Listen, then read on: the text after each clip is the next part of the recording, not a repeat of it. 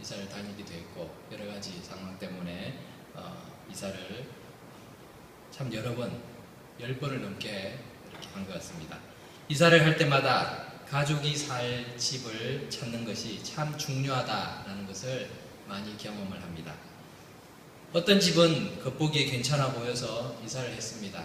겉보기에 괜찮아 보였다고 하지만 사실 선택의 폭이 별로 없었기 때문에 살만한 집이다 라고 생각하면 이사를 합니다. 근데 어떨 때 밤에 자다가 천정에서 물이 뚝뚝 떨어지는 바람에 이불도 좁고 방 곳곳에 그릇이랑 양동이를 놓고 이렇게 물을 받아야 되는 경우도 있었습니다. 또 한 분은 온 가족이 휴가를 떠난 이후에 폭우가 쏟아져서 이 집 베이스먼트의 하수도 물이 역류를 해서 1m 이상 허리까지 차오르는 바람에 그 베이스먼트에 보관하고 있던 많은 물건들을 버리거나 아니면 다시 씻어야 되는 그런 경험도 했습니다. 하수물에 젖은 제 책을 400권 이상을 그냥 버려야만 했던 경우도 있었습니다. 그 당시에 뉴스를 보니 다른 가까운 지역에서는 며칠간 계속된 폭우와 홍수로 인해서 강 옆에 지은 집이 통째로 강물에 쓸려 내려가는 장면이 연이어서 계속 보도되곤 했습니다. 집은 멀쩡한데 그 집이 서 있던 집안이 약해서 불어난 강물 때문에 이 집안 자체가 그냥 통째로 쓸려 내려가다가 집은 순식간에 부서져 버렸습니다. 그 장면을 보면서 제 머릿속에 오늘 본문 말씀이 떠오르기도 했었습니다. 집은 우리가 장기적으로 편안하게 살 수 있도록 필요한 공간을 제공해 줍니다. 사랑하는 가족과 지내면서 안정감과 또 편안함 그리고 시큐리티를 집이라는 건물을 통해서 우리는 누리죠. 예수님께서는 우리의 인생을 집을 짓는 것으로 오늘 본문 말씀에서 표현하고 있습니다. 그런데 예수님께서 말씀하시는 인생의 집은 단순히 이 땅에서의 유한한 삶만을 의미하고 있지 않습니다. 이 땅에서의 삶뿐만 아니라 영원한 세상에까지 연결되는 인생의 집을 어떻게 지어야 하는가를 오늘 말씀에서 가르쳐 주시고 계시는 것입니다. 오늘 말씀을 통해서 인생의 집을 지어가고 있는 나는 그리고 여러분들은 어떤 집을 지어왔는가를 점검해보고 바른 원리를 따라서 남은 인생을 지혜롭게 세워가는 저와 여러분들이 될 수 있기를 바랍니다. 마태복음 5장에서 7장은 우리가 일반적으로 산상수훈이다 이렇게 알려져 있습니다. 산상수훈, 예수님께서 12제자를 선택하신 이후에 많은 무리와 함께 산 기슭에 모여서 하나님의 백성이 어떻게 살아야 하는가를 가르쳐 주십니다. 그래서 마태복음 5장 첫 부분은 팔복으로 시작을 하죠. 그래서 심령이 가난한 자는 복이 있나니로 시작해서 의를 위해서 핍박받는 자들은 복이 있느니 이런 8가지의 복에 대해서 예수님께서 말씀을 하십니다. 그 이후에 5장, 6장, 7장 이 3장에 걸쳐서 예수님께서는 긴 가르침을 말씀해 주고 계십니다. 마태복음에는 크게 5개의 예수님의 이 가르침을 이렇게 요약을 해서 이렇게 한꺼번에 묶어 놨는데 그 중에 한 부분이 바로 마태복음 5장에서 7장 내용입니다. 이 산상수훈은 팔복으로 시작해서 오늘 본문 말씀으로 마무리가 됩니다. 즉 예수님께서 가르치신 모든 가르침에 대해서 사람들은 2가지의 반응을 보일 것이다 라고 예수님께서 알려주시면서 우리에게 지혜로운 자가 되라 라고 촉구하고 계시는 것입니다. 자, 우선 이 본문의 내용은 우리가 신앙생활을 하면서 잘 알고 있는, 익히 들어서 알고 있는 이야기이지요.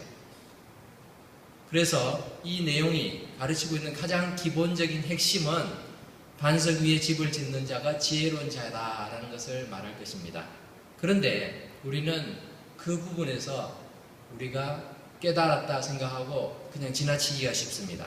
하지만 좀 더 깊이 생각해 봐야 될 것은 오늘 예수님께서 말씀하고 계시는 것은 집의 모양이 아니라 그 기초를 어디에 세웠는가가 지혜로운 인생인가 그렇지 않은가를 결정해 준다는 것입니다.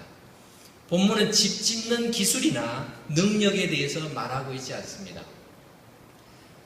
세상의 모든 사람들이 집을 짓습니다. 겉보기에는 큰 차이가 없어 보입니다. 아니, 조금의 차이는 있을 수 있죠. 그러나 모두가 집을 짓는다라는 의미에서는 동일합니다. 예수님 말씀대로 살지 않는 사람도 세상에서 인정받고 칭찬받으며 잘 살 수 있습니다. 그들도 집을 짓습니다. 아니, 어떤 면에서는 예수 믿는 사람들보다 더 화려하고 훌륭한 집을 짓고 있는 것처럼 보일 때도 있습니다. 말씀대로 살지 않는 사람이 인생을 더 멋있게 남보란 듯이 사는 경우가 많습니다. 그런데 큰 위기나 환란이 닥치게 되면 중요한 것은 집의 외형적인 모습이 아니라는 것이죠. 집이 얼마나 튼튼히 서 있느냐가 더 중요합니다. 더 구체적으로 말하자면 그 기초에 의해서 집 전체가 영향을 받는 것입니다. 얼마 전에 한국에서 어느 지역인지 제가 기억이 나지 않는데 건물을 멋있게 지었죠. 2개의 건물을 지었는데 한 건물이 이렇게 집안이 무너지면서 이렇게 기울어졌어요. 마치 피사의 사탑처럼 이렇게 기울어져서 옆 건물에다가 이렇게 기대는 그런 현상들이 있었습니다. 아무리 집을 잘 지어놔도 그 집은 집안의 영향 때문에 그 건물을 철거해야만 했습니다. 허리케인 샌디가 2년 전에 뉴저지 해안을 덮쳤을 때 해안가에 있던 수많은 집들이 피해를 입었습니다. 화려하고 커다랗게 지은 집들 뿐만 아니라 작은 집들도 다 그 영향을 받지 않을 수 없이 많은 집들이 또 이렇게 망가지고 부서졌습니다. 어떤 집은 피해가 덜한 집도 있었지만 어떤 집은 아예 무너져 버린 집도 있었습니다. 겉으로 보기 얼마나 화려한가 보다는 집이 얼마나 튼튼하게 세워졌느냐가 더 중요한 것을 우리가 볼 수 있었죠. 우리는 때때로 집 외향만을 중시할 때가 많습니다. 우리 집을 고를 때도 집이 어떻게 생겼는가 그것을 많이 보죠. 건축자가 아니고 또 이 엔지니어가 아닌 이상은 집이 얼마나 이렇게 튼튼한가 잘 지어졌나 이런 걸 잘 알기가 어렵습니다. 그러다 보니까 집이 잘 갖춰져 있는 것을 외향을 보고 우리는 판단하기가 쉽습니다. 한국 사회는 외모지상주의, 학벌지상주의, 황금만능주의와 같은 그런 사고들이 많이 만연해 있는 것을 볼 수 있습니다. 무슨 의미입니까? 겉모습만 멋지게 다듬고 고치지만 정작 속은 골마져가고 상하고 몸이 망가지는데도 아랑곳하지 않는 경우가 많다는 것입니다. 외모에 신경 쓰는 만큼 많은 사람들이 그 속을 잘 신경을 쓴다면 우리는 더 건강한 삶을 살 수 있을 것입니다. 그렇지만 그렇지 않을 때가 많다는 것이죠. 뿐만 아니라 다양하고 화려한 스펙을 쌓는 것에 열중하다 보니 인성과 예절에 대해서는 가르치지 않습니다. 그래서 공교육이 망가지고 있는 그런 상황입니다. 회사와 기업들 역시 겉으로는 공익을 취하는 것처럼 공익을 위해서 존재하는 것처럼 말을 하지만 자기의 이익을 극대화하기 위해서 보이지 않게 은밀하게 불법과 착취를 일삼다 보니까 결국은 안전불감증으로 대형 사고나 그런 인재가 발생하기도 합니다. 문제는 사회만 그런 것이 아니라는 것입니다. 여기에 교회들까지 합세해서 외향적으로만 자꾸만 멋있게 보이려고 하는 그런 모습들이 한국 교회에도 나타나고 있습니다. 외향적인 것으로 교회의 능력을 과시하려고 할 때가 많아졌습니다. 교인의 숫자나 의리의리한 화려한 그런 교회 건물을 마치 참된 교회의 지표인 양 사람들에게 소개하고 있지만 정작 중요한 부분에 대해서는 말하지 않고 있다는 것입니다. 그러다 보니까 기독교를 판단하는 기준 자체가 사람들에게 왜곡되어 심겨질 때가 많았습니다. 기초가 잘못된 집은 평소에는 문제가 없습니다. 하지만 위기가 닥치면 반드시 무너집니다. 어떤 기초 위에 세워야 할 것인가? 모래 위에 집을 세우는 것은 내 마음대로 집을 지을 수 있습니다. 그래서 편합니다. 쉽게 집을 지을 수 있으니까 많은 사람들이 그 길을 택합니다. 하지만 반석은 내가 내 마음대로 짓기가 참 어렵습니다. 수고와 노력이 필요하고 거기에 맞춰가야 되는 그런 훈련들이 필요합니다. 고린도전서 3장 10절에서 11절 말씀에서 사도 바울은 이렇게 고백합니다. 내게 주신 하나님의 은혜를 따라 내가 지혜로운 건축자와 같이 터를 닦아두매 다른 이가 그 위에 세우나 그러나 각각 어떻게 그 위에 세우기를 조심할지니라. 이 닦아둔 것 외에 능히 다른 터를 닦아둘 자가 없으니 이 터는 곧 예수 그리스도라. 예수 그리스도께서 사도 바울이 복음을 세우기를 원했던 그 기초였다라는 것을 알려주고 있습니다. 반석이 무엇인지를 알고 그 반석을 기초로 삼아 집을 세우는 자가 지혜로운 자인데, 그 굳건한 반석은 바로 예수 그리스도를 아는 지식입니다.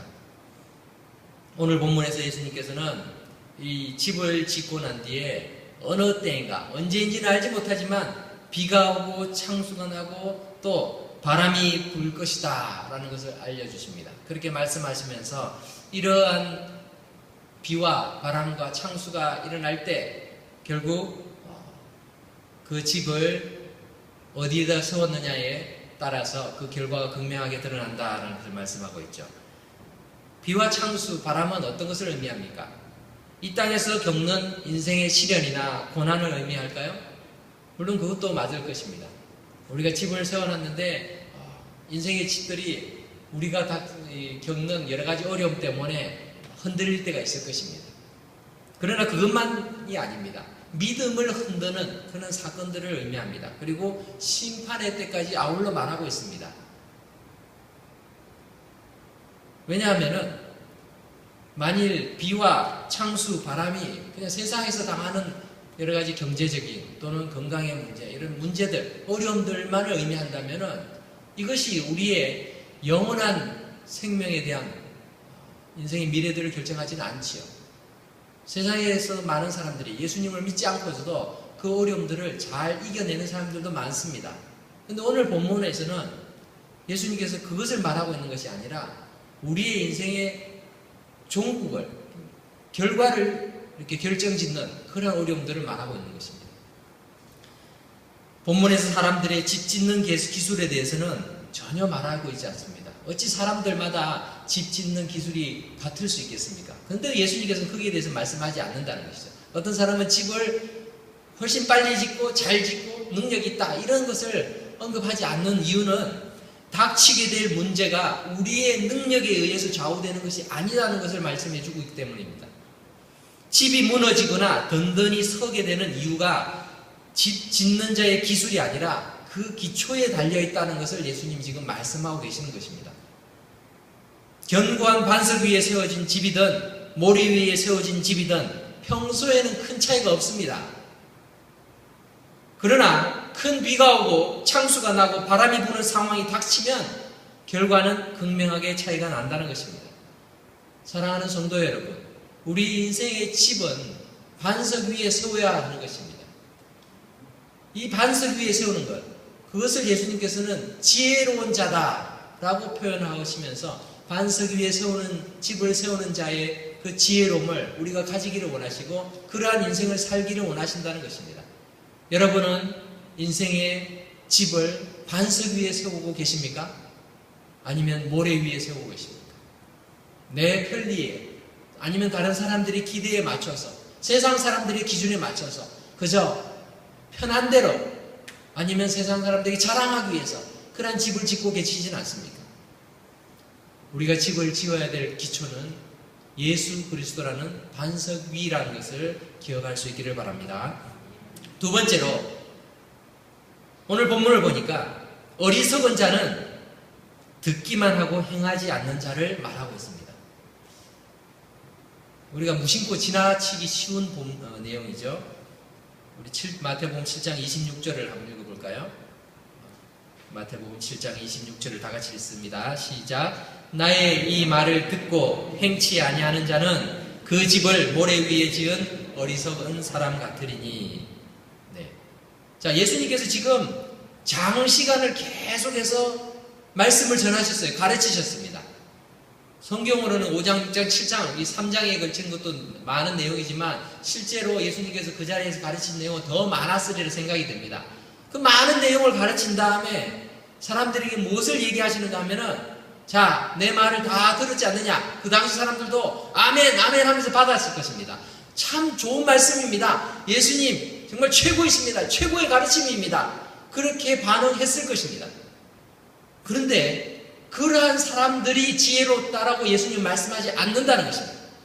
내 말을 듣고 그리고 나서도 행하지 않는 자는 어리석은 사람이다 라고 말씀하는 것입니다. 본문은 믿지 않는 사람들을 대상으로 하고 있지 않습니다. 믿는다라고 생각하는 자들을 향해서 예수님께서 말씀하고 계신다는 것입니다. 우리가 하나님 말씀을 열심히 듣는 것 중요합니다. 그러나 그것만으로는 부족합니다. 말씀을 들을 때 우리는 아멘 하면서 받습니다. 예, 맞습니다. 예수님 말씀이 진리이십니다. 그리고 더 나아가서 결단도 합니다. 내가 그렇게 살겠습니다. 고백하고 약속까지 합니다. 그런데 예배당 문을 나서는 순간, 우리의 삶의 현장 속으로 돌아가는 순간 우리는 그 모든 약속과 기억과 결단들을 잊어버리고 예전과 동일한 방식으로 그렇게 살아가고 있다면 우리는 행함이 없는 그런 삶을 살아가는 것입니다. 그러면서도 우리는 착각하기 쉽습니다. 나는 예수님을 믿는 사람이야. 그리고 나는 예수님의 말씀을 따르는 사람이야. 나는 예수님의 말씀을 통해서 은혜를 받고 그 말씀을 믿고 그렇게 소망하면서 살아가. 그런데 우리의 삶 속에서 정말 행함이 없다면 우리는 지혜로운 사람이 아니라 어리석은 사람의 부류에 속하고 말 것입니다. 이야기 속에 있는 두 사람은 모두 들었지만 하나는 지혜로웠고 다른 하나는 어리석었습니다. 생명과 멸망의 길을 가는 그 두 사람의 극명한 차이점은 그들이 무엇을 듣고 믿었느냐가 아닙니다. 그들이 무엇을 행했느냐, 어떤 것을 실천했느냐라는 데 달려있다는 것입니다. 마태복음 7장 앞부분에도 보면은 예수님께서 계속해서 열매로 그 나무를 알 수 있다라고 말씀합니다. 좋은 나무마다 좋은 열매를 맺는다. 즉 좋은 열매를 맺는 나무가 좋은 나무라는 것이죠. 열매 없이 그저 나무를 가지고 내가 좋은 나무라고 아무리 우겨도 소용이 없다는 것입니다. 21절에서도 예수님께서는 내 아버지의 뜻대로 행하는 자가 천국에 들어간다 라고 말씀하십니다. 불법을 행하는 자는 천국에 들어갈 수 없다는 이야기입니다. 24절에서도 듣고 행하는 자가 지혜롭다라고 말씀하시는 것이죠. 세상에서 가장 불쌍한 인생은 어떤 인생일까요? 여러분들 어떻게 생각하면 예수님을 안 믿는, 예수님을 모르고 죽어가는 오지에 있는 많은 사람들이 세상에서 가장 불쌍하다 생각하기 쉽습니다. 그러나 그렇지 않아요. 그들이 불쌍한 사람은 맞지만 그들보다 더 불쌍한 존재가 있는데 그들은 누군가 하면 예수님을 압니다. 예수님을 믿는다라고 생각하고 교회도 다닙니다. 그런데 믿음대로 살지 않는 사람이에요. 그러면서 착각합니다. 나는 교회를 다니니까 천국 갈 거야. 난 예수님에 대해서 알아. 그러니까 천국 갈 거야. 잘못된 확신 속에서 그저 삶 속에서 아무런 변화 없이 아무런 회심도 없이 그러면서도 내가 천국 간다라고 믿고 있는 사람만큼 불쌍한 사람은 없을 것입니다. 아예 예수님을 믿지 않는다고 거부한 사람들은 자기가 안 믿었으니까 지옥 가면 마땅하지만 나는 예수님 믿고 나는 예수님을 이렇게 사랑하고 또 예수님을 위해서 산다라고 생각했는데 나중에 보니까 천국에 가지 못하고 있다면 내 인생이 결국 지옥을 향하고 있다면 그만큼 불쌍하고 비참한 인생이 어디 있겠습니까? 그렇기 때문에 우리의 신앙에 대해서 날마다 점검해 보아야 되는 것입니다. 사도 바울은 우리에게 그런즉 선줄을 생각하는 자는 넘어질까 조심하라라고 경고합니다. 뿐만 아니라 우리에게 말씀하기를 두렵고 떨림으로 너희 구원을 이루어가라 라고 말씀하는 것입니다. 우리의 부모가 신앙생활을 잘했다고 해서 교회의 직분자라고 목회자라고 해서 우리의 신앙을 보장해 주지 않습니다. 우리의 천국의 티켓을 보장해 주는 것이 아닙니다. 내가 교회에서 충성하고 있다고 해서 그것이 천국을 보장해 주는 것이 아니라는 것입니다. 내 삶 속에서 하나님의 말씀대로 예수 그리스도의 가르침대로 살아가고 있는 그 삶의 열매들을 가지고 있느냐 아니냐가 우리에게 있어서는 더 중요한 것입니다. 그래서 예수님께서는 오늘 21절에서도 나더러 주여 주여 하는 자마다 다 천국에 들어갈 것이 아니요 다만 하늘에 계신 내 아버지 뜻대로 행하는 자라야 들어가리라 라고 말씀하고 계시는 것입니다. 주여 주여 기도할 수 있고 부르짖을 수 있습니다. 신앙을 고백할 수 있습니다. 그런데 그것이 우리의 행동을 통해서, 우리의 삶을 통해서 열매가 맺혀져야 된다는 것입니다. 이렇게 말씀을 드리면 마치 행위를 강조하는 종교처럼 들립니다. 우리가 무엇을 행해야지만, 그래야지 복을 받고 행해야지만 천국 간다. 행위로 인한 구원을 강조하는 것 같지만 그렇지 않습니다. 그것을 말하는 것이 아니라 내 자신의 전적인 무능함을 인정하고 내가 절대적으로 주님만을 의지합니다 라는 그런 믿음의 자세, 순종의 자세를 우리가 가져야 된다는 것입니다. 우리가 왜 행하지 않을까요? 그것은 아직도 내가 살아있기 때문에 그렇습니다. 내 생각과 내 판단이 옳다라고 생각하니까 주님의 말씀이 현실, 내 삶 속에서 이렇게 적용하기 어렵다고 우리가 인정하는 것입니다. 그리고는 내가 주님의 말씀이 맞긴 맞지만 지금 살아가는 방식에 있어서는 이게 더 효과적이에요. 내가 굳이 그렇게까지만 살아야 되겠어? 그러한 나의 고집 때문에 우리는 순종하지 않고 행동하지 않는 것입니다. 그렇기 때문에 행함이 있는 믿음을 우리는 참 믿음이라고 말하는 것입니다. 집을 견고하게 짓는 이유는 집 짓는 순간만을 위함이 아닙니다. 평안한 때를 위함도 아닙니다. 위험을 피하기 위해서 우리는 집을 견고하게 짓습니다. 그 위험은 집 전체에 영향을 끼치게 되는 것입니다. 사랑하는 성도 여러분, 우리의 현재의 선택이 영원한 결과를 가져오게 되는 것을 예수님은 거듭거듭 말씀하십니다. 우리가 주님의 말씀을 듣기는 듣지만 행하지 않는다면 우리의 집이 결국에는 무너져 버려서 영원토록 그 무너짐에 심한 고초를 당하게 될 것을 경고하고 계시는 말씀입니다. 어리석은 자는 결코 하나님을 거부하고 예수님을 거부하는 자들만 말하는 것이 아니라는 것을 기억하시기를 바랍니다. 내가 예수님을 믿지만 내 마음대로 살기를 원하고 내 욕심을 따라서 내가 원하는 대로 살기를 원하고 그래서 예수님은 옆에서 내가 어려울 때마다 조금씩 도와주시는 분으로 생각하고 있다면 우리는 예수를 믿는 것이 아닙니다. 예수님을 이용하는 것일 뿐입니다. 사랑하는 성도 여러분, 예수님의 말씀을 듣기만 하고 행하지 않아서 어리석은 자의 모습처럼 그런 결과를 가지지 않고 지혜로운 자처럼 반석 위에 기초를 세우는 그런 든든한 집을 짓는 지혜로운 건축자가 다 되시기를 주님의 이름으로 축원합니다. 마지막으로 이 말씀에서 가장 우리가 기억해야 될 것은 예수님이 어떤 분이신가라는 것입니다. 예수님이 반석이 되시고 또 반석이 되시는 예수님의 말씀과 가르침 위에 기초를 세워야 된다는 것을 우리가 잘 알지만 예수님이 어떤 분이신지를 우리가 알지 못하면 우리는 예수님을 반석으로 삼아서 집을 짓는 것을 계속해서 주저하고 꺼리게 될 것입니다. 그런데 성경은 예수님만이 우리의 믿음의 기초가 되심을 알려줍니다. 즉 우리가 믿고 순종해야 될 유일한 대상이시라는 것입니다. 예수님께서 율법과 동일한 권위를 가지고 계셨다는 것을 오늘 말씀을 통해서도 보여주고 계십니다. 예수님은 도대체 어떤 분이실까요? 당시에 훌륭한 랍비들이 많이 있었습니다. 사람들은 예수님을 바라보면서도 훌륭한 선생님의 한 분이다 라고 생각했습니다. 그런데 예수님께서 말씀하실 때마다 가르치실 때마다 좀 특이한 점들이 있었습니다. 그것은 무엇인가 하면 그 당시에 많은 랍비들은 율법에 이렇게 기록되어 있으니 이렇게 말하면서 얘기를 합니다. 그리고 모세가 우리에게 가르쳐 주셨을 때 이렇게 말했다. 모세가 말하기를 이렇게 말을 합니다. 자기의 권위를, 자기의 말에 대한 권위를 율법에서 찾습니다. 그리고 모세를 통해서 찾습니다. 그런데 예수님께서는 그렇게 하시지 않습니다. 예수님께서는 어떻게 말씀하셨습니까? 모세는 이렇게 말했지만 내가 너에게 말하노니 이렇게 말씀하십니다. 예수님 자신이 율법의 권위에 대해서 도전하고 계세요. 그 당시 사람들로서는 이해하기 어려운 충격적인 내용입니다. 어떻게 하나님의 율법, 모세의 율법에 대해서 동일한 권위를, 아니 그 이상의 권위를 가지고 얘기를 하실까? 놀라운 일이었습니다. 예수님께서는 마태복음 7장 21절에서도 처음으로 하나님을 내 아버지라 이렇게 표현합니다.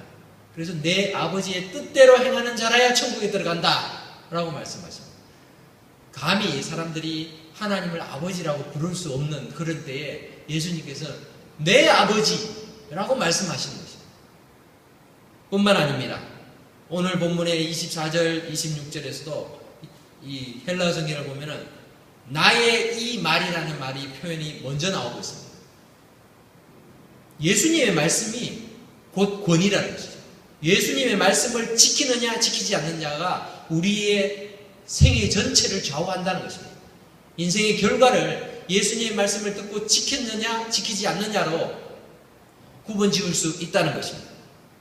예수님께서는 자신의 말을 하나님의 뜻과 동일시하고 계십니다.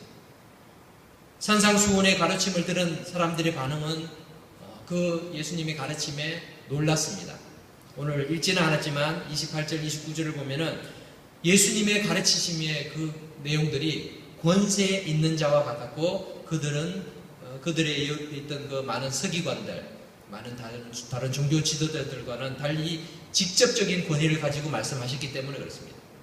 사랑하는 성도 여러분, 예수 그리스도를 믿고 그분의 말씀을 순종하는 자가 지혜로운 자다 말씀드렸습니다. 인생의 목표를 여러분들은 어디에 기준에 맞추십니까? 예수님께서 이렇게 말씀을 하실 때에는 사람들은 그 주위에 있던 사람들도 놀랐던 것처럼 오늘 우리도 심각하게 고민해 봐야 됩니다. 예수님께서 무슨 권위로 저렇게 말씀하시는가? 둘 중에 하나라는 것이죠. 하나는 예수님이 이 정신병자이든 아니면 하나는 정말 예수님께서 하나님의 아들로서의 그런 권세를 가졌던가. 이 둘 중에 하나입니다. 예수님께서 정신병자였다면 그렇게 말할 수 있겠죠. 하지만 사람들이 그렇게 따르지 않았을 것입니다.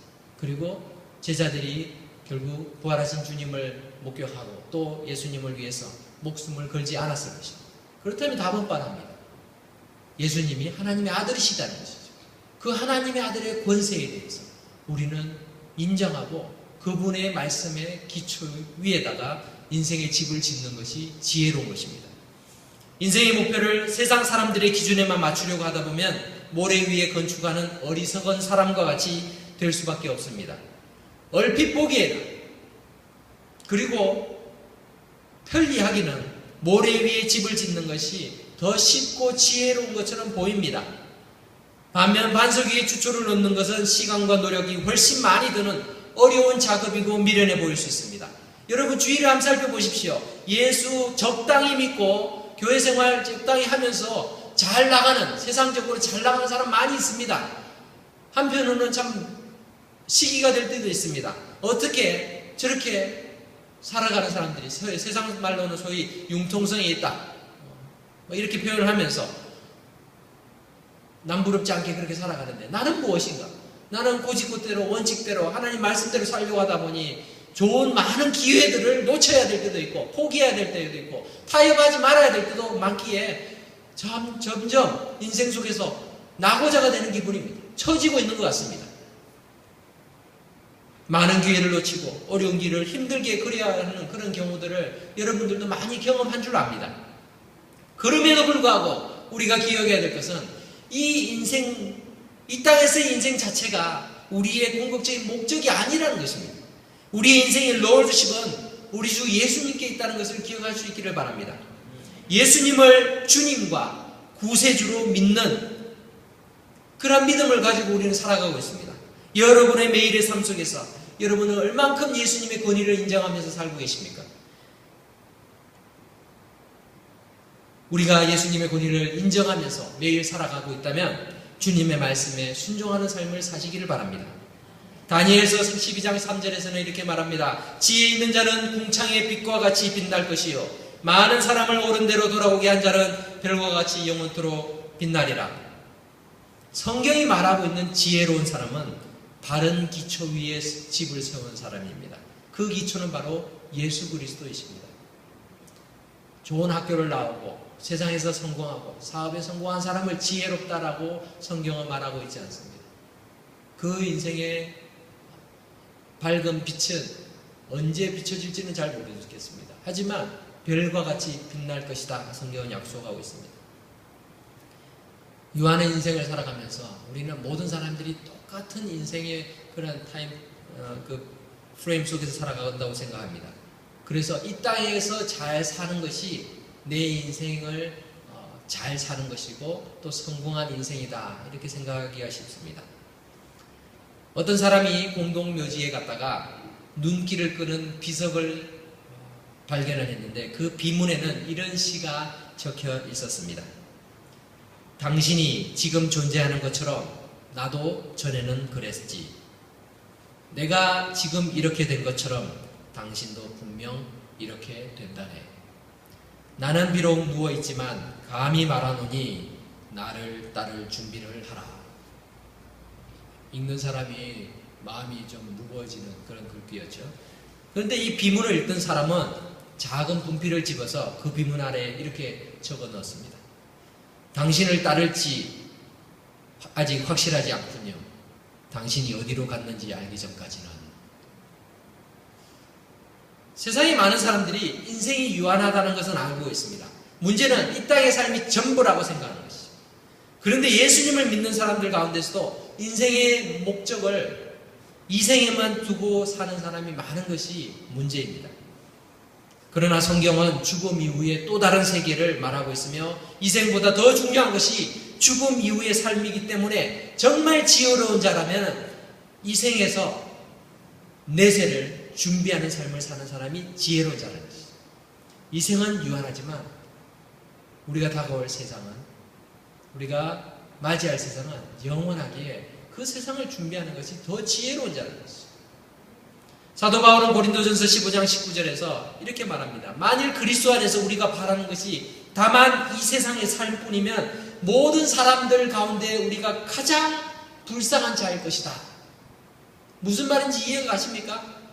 우리가 이 미래를 위해서, 이 세상 이후에 다가올 세상을 위해서 열심히 투자하는데 우리가 바라는 것이 이 땅이 아니라 이것을 위해서 투자하고 있는데 이 미래가 없고 이 내세가 없다면, 영원한 천국이 없다면 이 땅에서 노력하는 것 얼마나 아까운 그런 일이라는 것입니다. 그리고 얼마나 불쌍한 존재라는 것이죠. 미련한 것이죠. 하지만 이것을 돌이켜 말하자면 이렇게 얘기할 수 있죠. 이 땅에만 열심히 목숨 걸고 살았는데, 그리고 미래에 대해서, 그리고 다가올 세상에 대해서는 전혀 준비하지 않았는데 나중에 죽고 나서 보니 천국과 지옥의 그 심판대 앞에서 지옥행이라는 그런 무서운 형벌이 기다리고 있다면 얼마나 불쌍한 인생이겠어요. 우리가 세상에서 환난을 당하고 또 어려움을 당하고 억울함을 당하더라도 그래도 우리에게 소망이 있고 우리에게 기쁨이 있는 것은 이 땅이 전부가 아니기 때문에 그렇습니다. 하나님을 바라보고 하나님의 나라에서 그 영원한 복락을 우리가 기대하기에 세상에서의 여러 가지 지나가는 많은 어려움들을 견뎌낼 수 있는 것입니다. 예수님께서는 설교 마지막 부분에서 사람들에게 선택을 내리도록 도전하셨습니다. 이 도전은 오늘 우리로 하여금 예수님께서 말씀하신 나의 이 말, 예수님의 그 말씀을 다시금 기억하고 순종하도록 촉구하고 있습니다. 사랑하는 성도 여러분, 여러분은 예수님의 말씀을 듣고 그 반응으로 예수님과 인격적인 관계를 갖기로 결단한 적이 있습니까? 단순히 예수님 간에서 내가 알고 있고 그분이 하신 말씀을 많이 들었다고 해서 그것으로 만족하는 정도가 아니라 예수님께서 누구이신지를 알고 날마다 주님과 동행하고 교제하면서 그분과의 인격적인 관계를 맺는 것이 천국으로 가는 삶의 모습의 한 부분일 것입니다. 천국으로 가는 바른 열쇠를 우리가 가지는 것입니다.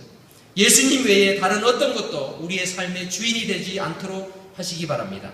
예수님께서 우리의 삶의 주인 되심을 주님의 뜻대로 실천하는 우리의 삶의 모습을 통해서, 삶의 열매를 통해서, 그리고 내 경험과 내 습관이 아니라 주님의 말씀을 가까이 하고 읽고 배우며 배운 대로 행동함으로써 무늬만 그리스도인이 아니라 참된 신자, 진실한 그리스도인들이 다 될 수 있기를 주님의 이름으로 축원합니다. 기도하겠습니다. 고마우신 하나님, 은혜를 감사합니다. 신앙생활을 오래 하면서 우리는 성경이 익숙해지고 교회 생활이 익숙해져서 내가 하나님의 자녀이다, 또 예수님을 따르는 제자이다, 그렇게 생각할 때가 많지만 실제 우리의 삶 속에서는 날마다 죄에 무너지고 또 그 유혹 속에 빠져드는 나의 모습들을 자꾸만 가리기에 급급하고 합리화할 때가 많음을 고백합니다. 아버지 하나님, 하나님의 말씀은 여전히 살아서 좌우의 날선 검처럼 우리의 심령과 골수를 쪼개고 찔러 우리를 죄에 대해서 자꾸만 지적하고 있는데, 하나님, 우리의 양심이 무디어지고 있지 않는지 다시 한번 돌아보기를 원합니다.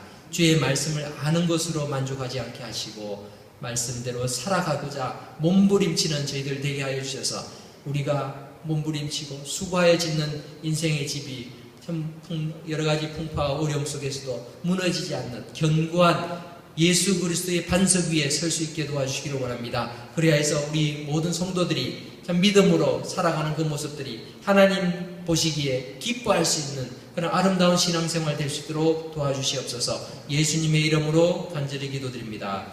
아멘.